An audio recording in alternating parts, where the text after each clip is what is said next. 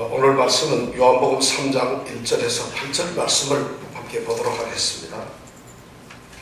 한 목소리로 오늘 말씀을 같이 읽도록 하겠습니다.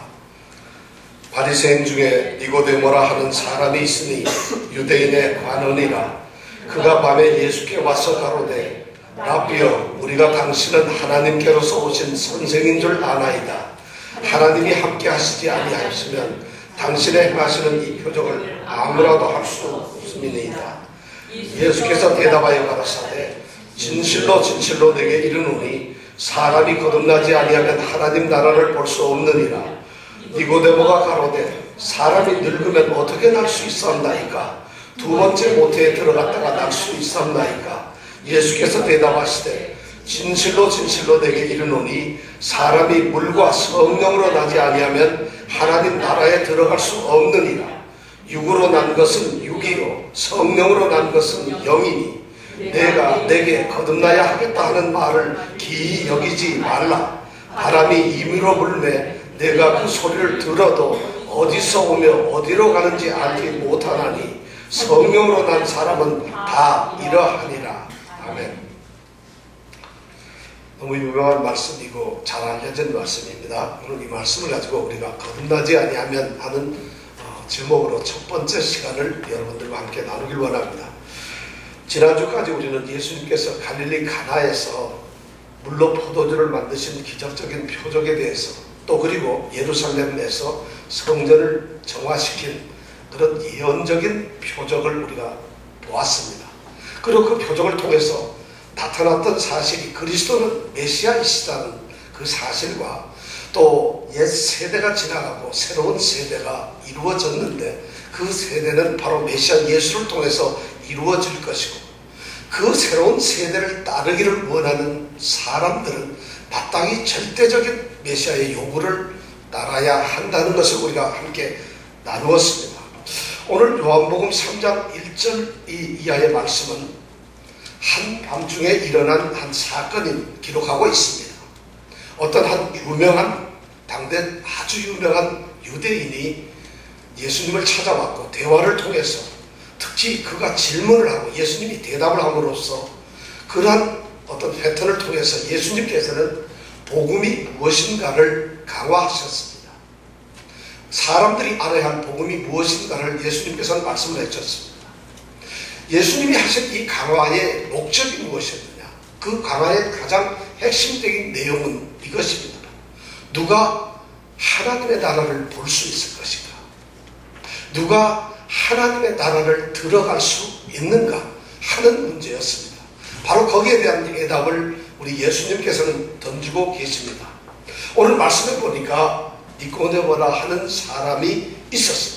1절에 보니까 바리새인 중에 니고데모라 하는 사람이 있으니 유대인의 관원이라, 이렇게 말씀이 시작되고 있습니다. 니고데모라는 사람은 우선 두 가지 중요한 신분을 가지고 있습니다. 첫 번째가 벌써 바리새인이라고 하는 신분을 가지고 있습니다. 교회를 오래 다니신 분들은 바리새인이 대략 어떤 존재고 무엇을 하는 사람인가를 다 아십니다. 그렇지만 오늘 말씀을 우리가 이해하기 위해서 바리새인에 대해서 좀 설명을 제가 드릴까 합니다. 바리새인이라고 하는 바리새파는 유대에 여러 종파가 있는데, 유대교 종파가 있는데 그 중에서 3대 종파 중에 하나입니다.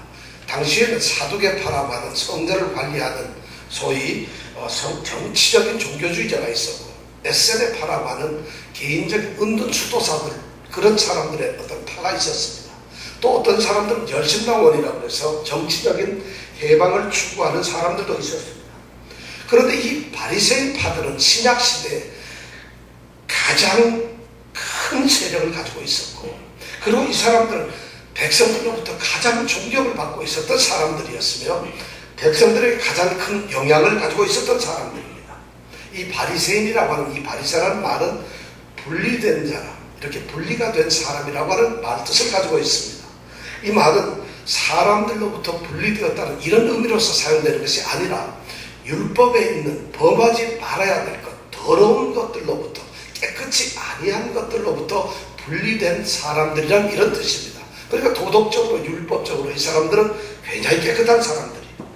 그래서 이 사람들이 어디서부터 시작이 됐느냐면 바벨론 포로 시대 이 유대 백성들이 바벨론 포로에 잡혀갔고 그때 바벨론에서부터 일어났던 이 운동이 뭐였느냐면 성경으로 돌아가야 된다는 그런 운동이 있었습니다. 그 운동이 말라기를 지나서 이제 예수님이 이제 오시기 직전인 그 중간기에 마카비 시대라고 하는 그때 시대에 유대인들 중심으로 해서 일어났던 운동이 바로 이 바리새 운동인 겁니다.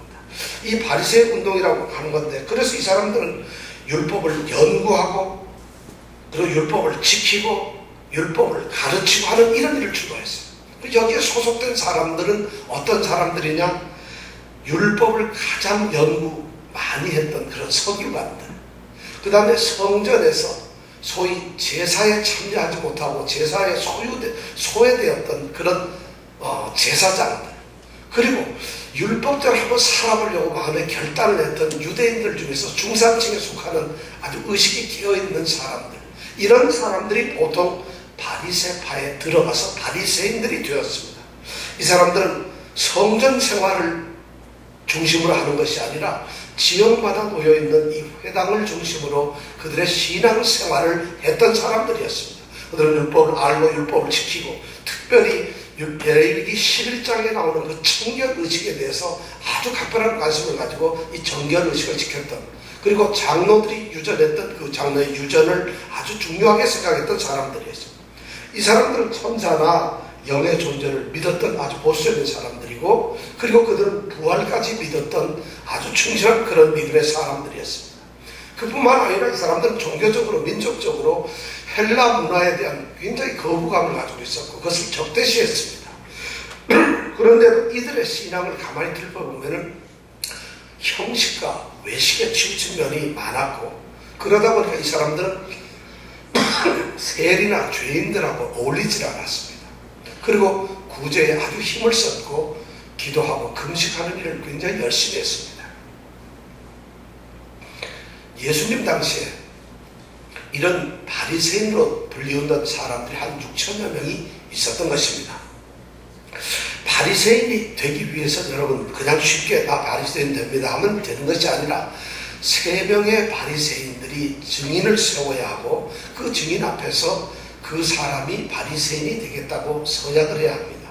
그렇게 하고 나서는 1년 동안 바리새인이 되기 위한 수업을 합니다. 소위 연수기간을 갖습니다. 준비기간을 갖고 1년이 지났을 때에 드디어 바리새인이 됩니다. 그들이 되고 난 다음에 지켜야 될 규칙이 아주 중요한 게 3개가 있었는데, 첫 번째는 뭐냐면 바리새 회원이 아닌 사람들하고는 식사를 하지 않는다.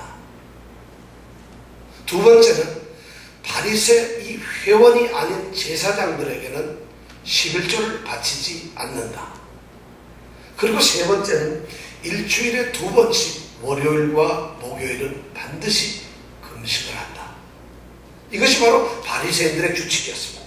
이들은 아주 전통적인 유대주의자들이었고 유대 그런 교를 신봉하는 사람들이었어요. 그러다가 보니까 예수님과는 사사건건 부딪히고 예수님과 적대시되는 그런 관계에 있었습니다. 바로 니고데모가 그런 사람이라는 것입니다. 바로 바리새인이었다는 것입니다. 그뿐만 아니라 니고데모는 유대인의 관원이었습니다. 유대인의 관원이라고 하는 말도 또 설명이 필요합니다. 유대인의 관원은 유대인들이 소위 조직하고 있는 이 사내들인이라고 하는 성경에 보면 공회라고 나옵니다. 그 공회의 멤버를, 그 회원을 우리는 보통 유대인의 관원이라고 부릅니다. 그럼 이 사내들인이라고 하는 이 유대인의 이 공회는 어떤 조직이고 어떤 위치였는가 하면은, 이 조직은 유대인들이 가질 수 있는 최고의 통치기관이었고 최고의 종교 의결기관이었습니다. 거기에서 바로 그 사내들인에서 백성들의 어떤 종교적인 문제나 일상적인 문제들을 재판하고 판결을 내렸습니다. 그래서 벌금형을 구형할 수도 있었고 또는 태형이라고 해서 때리는 형을 내릴 수도 있었습니다. 또 이들에게는 소위 경찰권이 있어서 조사를 하거나 수사를 하거나 사람을 잡아갈 수 있는 그러한 권리도 가지고 있었습니다.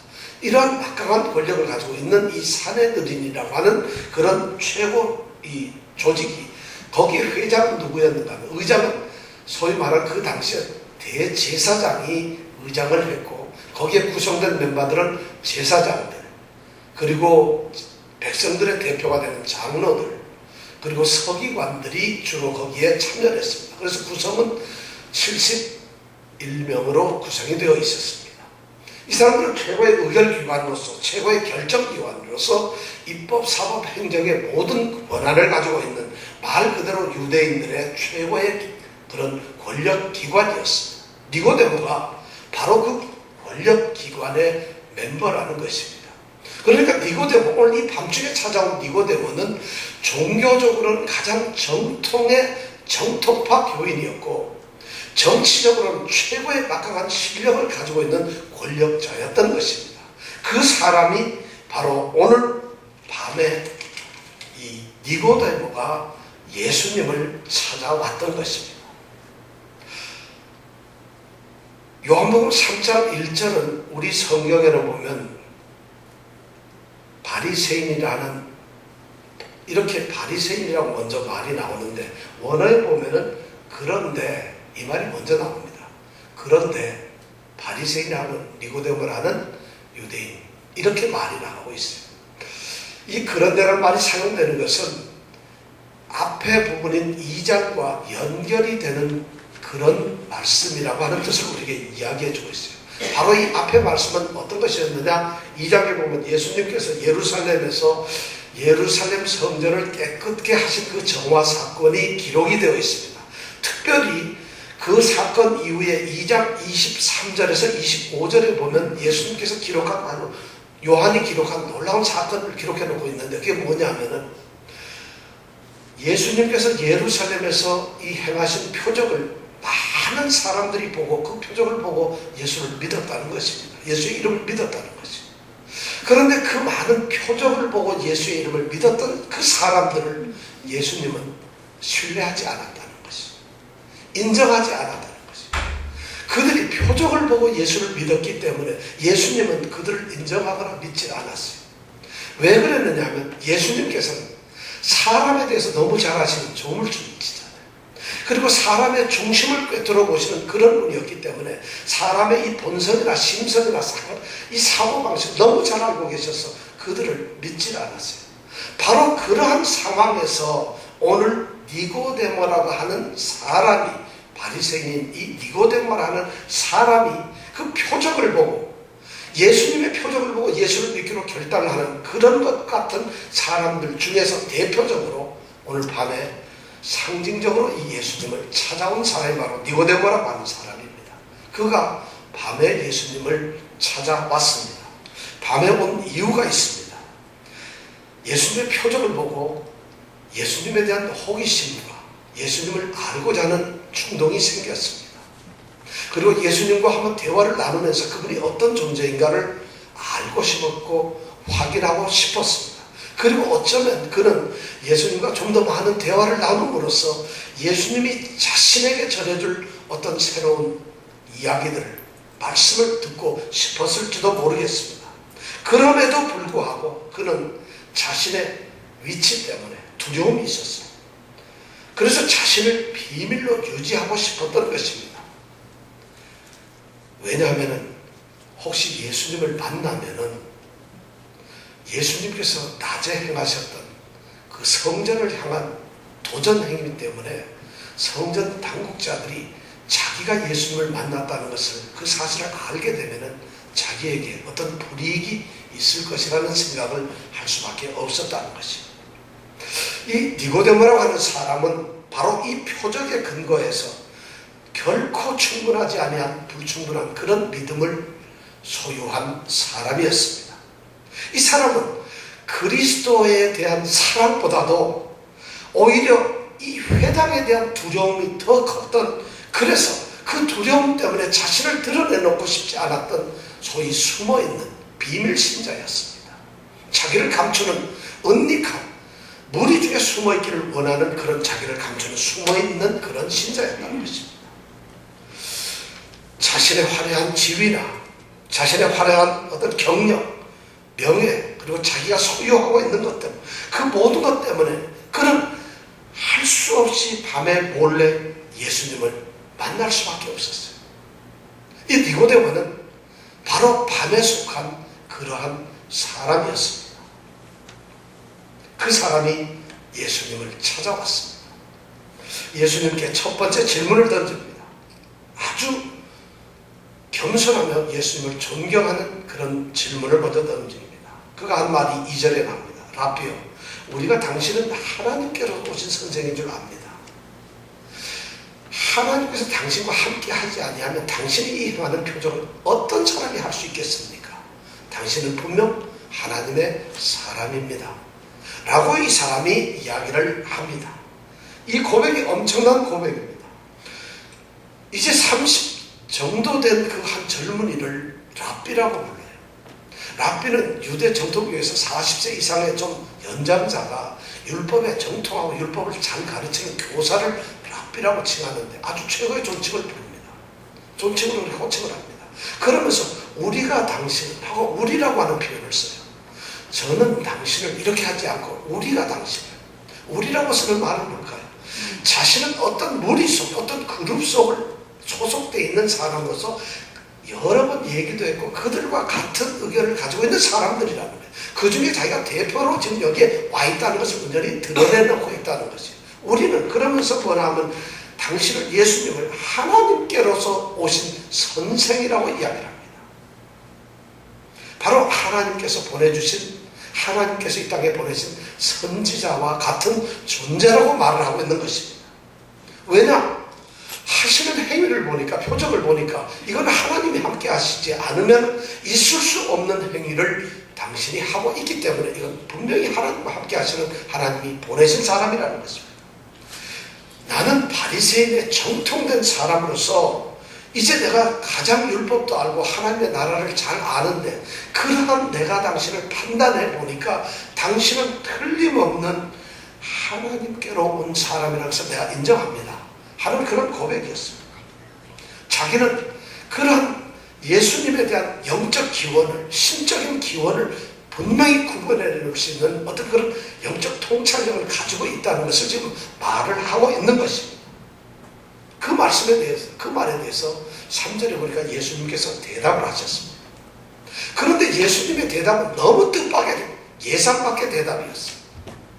상식적으로 니고데모가 예수님을 향해서 그런 말을 하게 되면 예수님은 그 말씀에 동조를 해야 됩니다. 그리고 그 막 대화에 같이 동참을 해서 그렇고 말고 어떻게 알았니? 대단한 사람이로구만. 유대 나라에 이렇게 훌륭한 바리새인이 있었나? 뭐 이렇게 얘기를 하든가 아니면은 하나님께서 너에게 지식을 줘서 지혜를 줘서 이것을 알게 했구나. 정말 나는 하나님께로부터 온 사람이야. 뭐 이렇게 대화를 이어갔어야 될 텐데 예수님께서는 상상을 초월하게 그런 대답을 하시지 않았어요. 그 대신에 그분은 그 사람이 다른 수준의 질문으로 어떤 질문을 하도록 유도를 하시는 전혀 뜻밖의 이야기를 하셨다는 것입니다.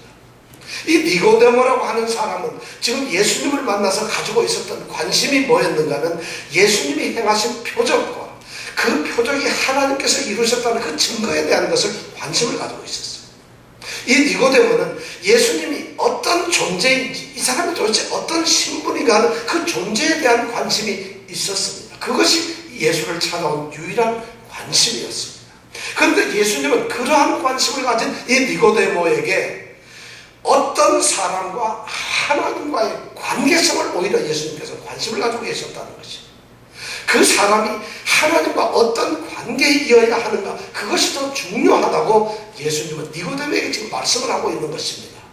하나님 앞에서 그가 어디에 서 있는가, 하나님 앞에서 사람이 어디에 서 있어야 하는가를 예수님께서는 관심하고 있었습니다. 그래서 예수님께서는 전혀 다른 이야기를 했던 겁니다. 니고데모는 이 순간 결정을 해야 됩니다. 반드시 결정을 해야 됩니다. 예수님의 인도를 받는 그 인도하심에 머물 것인가, 아니면 다시 어둠 속으로 돌아가야 할 것인가, 그것을 결정해야 될 순간에 바로 너희에게 되겠다. 예수님께서 하신 대답은 진실로 진실로 내게 이르노니 사람이 거듭나지 아니하면 하나님 나라에 들어갈 수가 없다. 하나님 나라를 볼 수가 없다고 말씀을 합니다. 이것이 예수님이 대답하신 말씀이었습니다. 이 말씀은 상당히 우리로 하여금 여러 가지를 생각하게 합니다. 우선 예수님이 하신 대답에서 진실로 진실로라고 하는 우리가 말씀을 한번 생각을 해볼까 합니다. 진실로 진실로.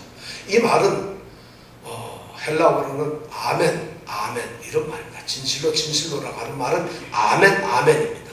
그 원래는 아멘, 아멘 레고 소이 이렇게 내가 진실로 진실로 아멘, 아멘 내가 너에게 말한다 이렇게 되어 있습니다.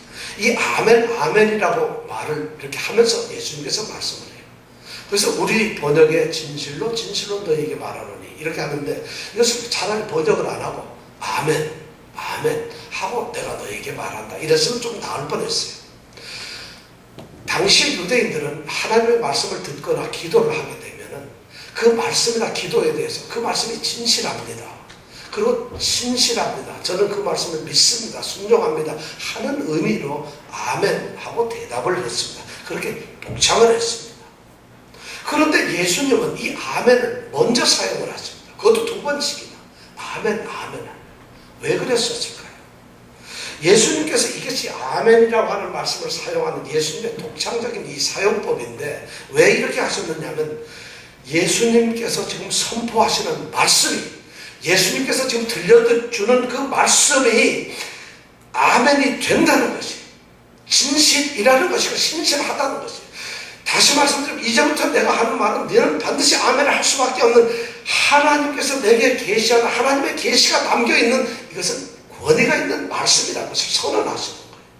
그러니까 이건 사람들이 듣고서 아 그렇군요 하고 아멘이 아니라 나는 지금 하나님의 권위를 가지고 권세를 가지고 내가 너에게 말을 한다는 이런 의미를 가지고 있다는 거죠. 너무나 위대한 선언이고 우리 예수님 하나님만이 하실 수 있는 그런 말이라는 것이에요. 그렇게 아멘 아멘 하고 말하는 말씀이 뭐냐면 하나님 나라를 볼 수가 없다는 거죠. 하나님 나라를 볼 수가 없다. 여기 볼 수가 없다는 얘기는 본다는 말은 이 헬라어에서는 눈으로 본다는 의미는 기본적이지만 성경에서 본다는 말씀은 깨닫는다, 안다는 의미로 되어 있습니다. 그래서 하나님의 나라를 알 수가 없다는 것이에요. 그럼 하나님의 나라가 도대체 뭘까요? 바리새인이며 사내들인 이 회원이었던 니고데모는 누구보다도 전통적인 유대인의 이 하나님 나라, 소위 하늘나라, 천국에 대한 관이 있었습니다. 세상 마지막 날에 최후에 세워질 그 나라였어요. 그 나라는 뭐 누구냐면 소위 말해서 다윗의 자손 유대인들이 이사야가 말하는 여호와의 종이 다스릴 그런 나라였는데 율법을 신실하게 지킨 유대인들이 받아들여져서 살아야 될 그 나라가 바로 그들에게는 하나님 나라였습니다. 바로 하나님의 나라는 유대인 전유물이었고 그들만이 갈 수 있는 유일한 그들의 소유였습니다. 그러니까 그들은 하늘나라에 대해서 너무 잘 알고 있고 하늘나라는 자기들의 것이라는 자부심을 가지고 있었어요. 그런데 예수님께서는 하나님의 나라를 볼 수 없다고 말을 합니다. 하나님의 나라를 볼 수가 없다. 예수님께서 지금 하나님 나라라고 말씀하시는 것은 유대인들이 생각하는 그 하나님 나라를 그대로 말씀을 하기도 합니다만 예수님께서 지금 하시는 하나님 나라의 의미는 하나님이 다스림, 하나님이 지배하시고 하나님이 인도하시고 하나님이 지금 통치하신다는 그런 통치의 개념이에요. 어떤 공간, 왕국 그런 것을 지금 말씀을 하고 있는 것은 아닙니다. 예수님은 지금 하나님이 다스림을 하나님의 통치를 너는 절대 이해할 수가 없다는 이런 말씀을 하고 있는 것이에요. 이 하나님의 통치, 하나님의 나라라고 하는 말을 쉽게 말하면 요한복음에서는 영생 또는 예수님의 생명 또는 구원이라는 말로 우리가 대체를 할 수가 있을 것입니다. 바로 그 구원을 볼 수가 없다는 것이죠. 어떤 사람이 바로 그 나라를 보거나 또는 그곳에 들어가기 위해서는 지금 예수님께서 하시는 말씀은 새로운 필요 조건이 있다는 것이에요. 그 나라를 보거나 그 나라를 들어가려고 하면은 반드시 필요한 조건이 있다는 것입니다. 그것이 뭐냐? 사람이 거듭나야 한다는 것이에요. 거듭나야 한다. 지금 혁명적인 선언을 예수님께서는 유대인에게 하고 계십니다.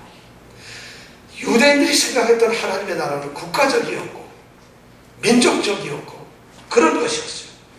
그런데 이 예수님이 지금 선언하시는 하나님의 나라는 전적으로 개인에게 달려있는 개인적이라는 것이에요. 유대인들은 자기들 스스로가 하나님 나라의 백성이고 하나님 나라의 백성으로 선택된 선민의식이 강한 사람인데 그 사람에게 예수님께서는 절대 국가적으로나 백성과 민족적으로 들어가는 것이 아니라 바로 개인이 그 나라를 들어가는 것이라고 선언을 하고 있어요. 경건한 바리새인인 이 니고데모가 얼마나 충격적으로 이것을 받아들였겠어요. 얼마나 깜짝 놀랐겠어요. 자기가 내가 하나님의 나라를 알고 있는데 주님이 예수가 말하는 것은 전혀 다른 차원이거든요. 거듭난다는 것이 도대체 뭘까요? 왜 예수님은 거듭나라고 니고데모에게 말씀을 했을까요? 이 거듭난다는 것은 여기에서는 신적인 태어남을 말합니다. 사실 헬라주의 이 배경을 가지고 있었던 당시의 사람들은 이 거듭남이나 신적인 이 거듭남에 대해서 이해를 할 수 있었어요. 헬라주의에는 그런 것이 많았어요. 그런데 이 바리새인으로서 헬라 문화를 거부하고 헬라주의를 적극적으로 대항했던 이 니고데모의 입장에서는 도저히 이해할 수 없는 그러한 거듭남이라는 개념이었습니다. 즉 예수님께서 거듭나라고 하시는 이 말씀은 한 인간이 전체적으로 그리고 포괄적으로 완전하게 갱신을 하라는 것입니다. 완전하게 달라지라는 것입니다. 하나님 나라를 들어가기 위해서는 하나님께서 계시하는 하나님의 진리를 그 하나님의 체계를 이해하기 위해서는 표적들을 보고 느끼고 표적들을 관찰하는 것으로서 절대 되지 않는다는 것이에요. 그 표적 속에서 일어나는 사건들을 경험해야 된다는 것이에요. 그것이 뭐냐? 그것을 경험하기 위해서는 하나님의 도움이 없이는 불가능하다는 것이에요. 바로 하나님께서 개입을 하셔야 된다는 것이에요. 여기서 거듭난다고 하는 이 거듭남의 의미가 바로 그런 것입니다. 거듭남의 의미를 정확하게 정의를 하자면 이런 겁니다. 새로운 영적 생명이 내게 들어옵니다. 여러분 이 말씀을 잘 들어주시고 새로운 영적 생명이 내게 들어옵니다. 이 영적 생명이란 예수님의 생명을 말합니다. 그 생명이 내게 들어옵니다. 그럼 그 생명이 내 안에 거하고 그 생명 속에서 성령이 그때부터 역사를 합니다. 나를 통해서. 그래서 내 자신이 나라는 사람이 이제는 하나님의 뜻, 하나님의 방향, 하나님이 원하시는 그 목적을 향해서 살아가도록 나를 본성을 완전히 바꾸어 놓는 행위, 그것이 바로 거듭남이라는 거죠. 거듭난다는 것은 그렇게 간단한 문제가 아니에요. 우선 첫 번째, 내가 새로운 예수의 생명이 내 속에 주입이 되어야 됩니다. 그것이 들어오지 않으면 거듭날 수가 없어요. 그리고 성령께서 나를 완전히 주장하시고 역사해야 됩니다. 그리고 나의 관점이 이제는 하나님을 향하겠다고 하는 그런 것으로 바꿔져야 합니다. 그러한 본성을 갖게 되는 것을 비로소 우리는 거듭났다 이렇게 이야기를 합니다. 이 거듭났다는 말에는 두 가지 중요한 의미가 있습니다. 하나는 어게인이라고 하는 다시라고 하는 의미입니다. 처음부터 철저하게 완전하게 이런 뜻을 가지고 있는 어게인이라고 하는 다시라는 의미를 가지고 있어요. 그러니까 다시 난다는 얘기죠. 또 거듭났다는 얘기는 거듭이라는 말 속에는 위로부터라는 의미가 있어요. 하늘로부터라는 의미가 있어요. 이 두 가지 의미가 있습니다.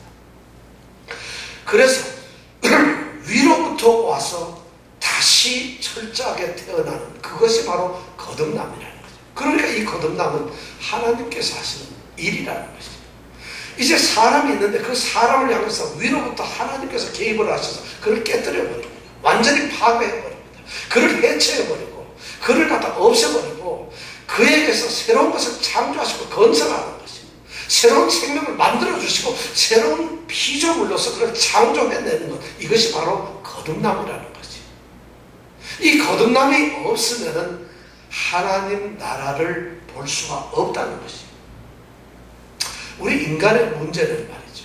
우리 인간에게 있어서 가장 큰 문제는 뭐냐면 인간은 우리가 죄를 범한다.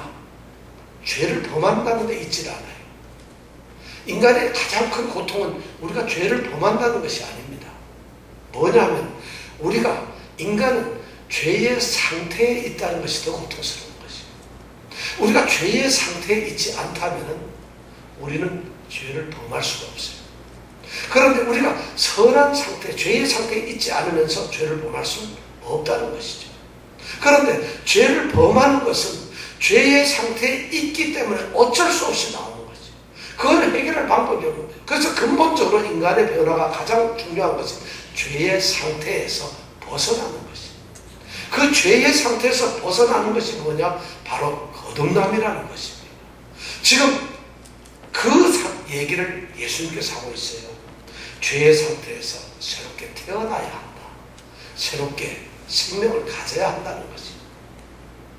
지금 이제 얼마 후면 오래지 않아 십자가에 달리셔서 죄인들을 위하여 죽으실 그 예수님께서, 바로 구원자인 예수님께서 그 구원을 받아야 할 니고데모에게 말씀을 하시는 겁니다.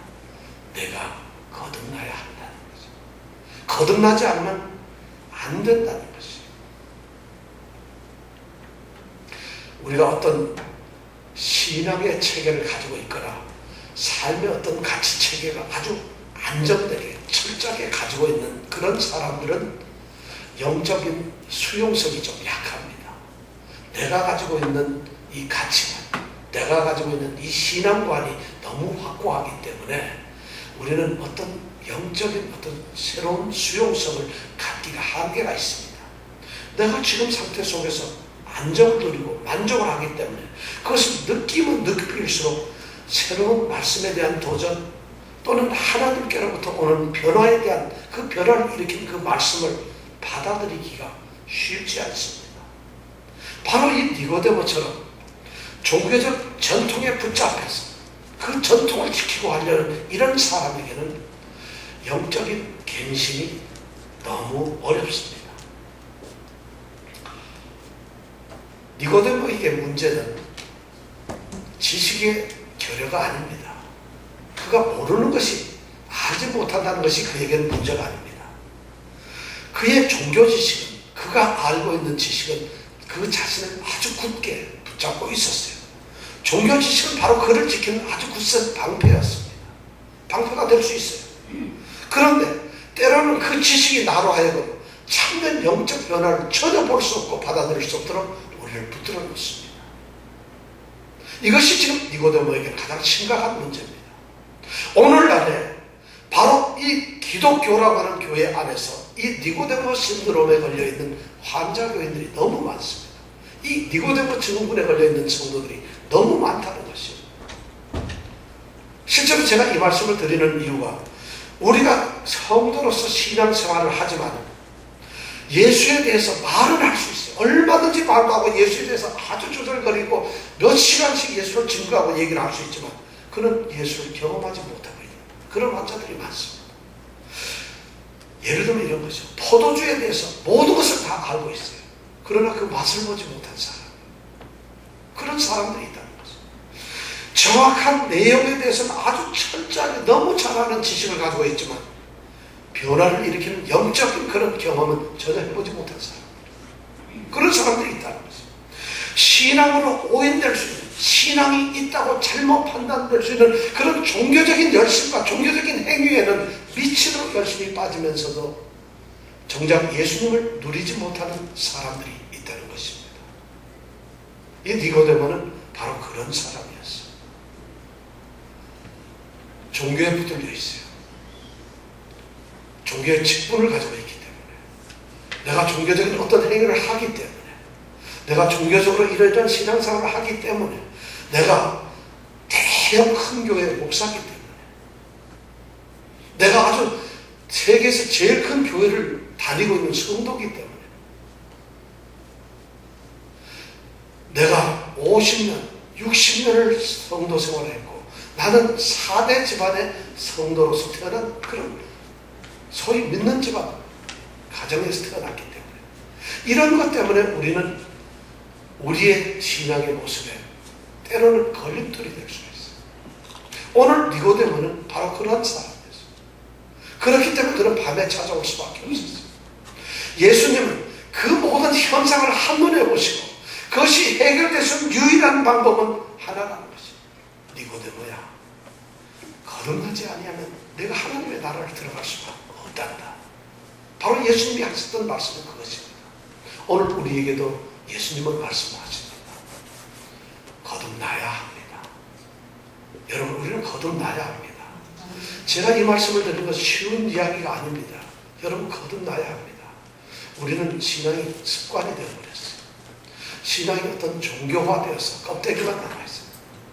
소위 신앙이라고 하는, 종교라고 하는 껍데기 속에 위장되어서 우리는 마치 내가 성도인 것처럼 착각을 하면서 니고데모처럼 하나님의 나라를 아는 것처럼 하나님께로 온 사람이라는 것을 판결할 수 있는 것처럼 영적 통찰력을 가지고 있고 영적인 사람이라고 스스로를 오판하고 있어요. 그런 것이 너무 많습니다. 그 사람을 향해서 오늘 요한복음 3장 1절에서 2절에서 3절에서 예수님께서 말씀을 하십니다. 사람이 거듭나지 아니하면 하나님 나라를 볼 수가 없다는 것입니다. 우리 모든 성도들이 거듭나시기를 원합니다. 저의 말이 아니라 예수님의 말씀입니다. 예수님께서, 구원자이신 예수님께서 하늘나라의, 하나님 나라의 주인이신 그분이 우리를 초청하시면서 성경을 많이 읽어라, 너희들이 뭘 해라가 아니라 거듭나라고 요구를 하고 계십니다. 거듭난 성도들이 되시길 원합니다. 기도하시겠습니다. 오늘 말씀 가운데서 이 말씀이 예수를 믿지 아니하는 사람들을 향해서 너희들이 거듭나야 된다고 말씀을 하시는 것이 아니라 예수를 주로 모시고 예수를 믿고 예수를 따르고 예수에게 순종한다고 생각하고 있는 바로 기독 교인을 향해서 주님께서는 거듭나지 아니하면 하나님 나라를 볼 수 없다고 말씀합니다.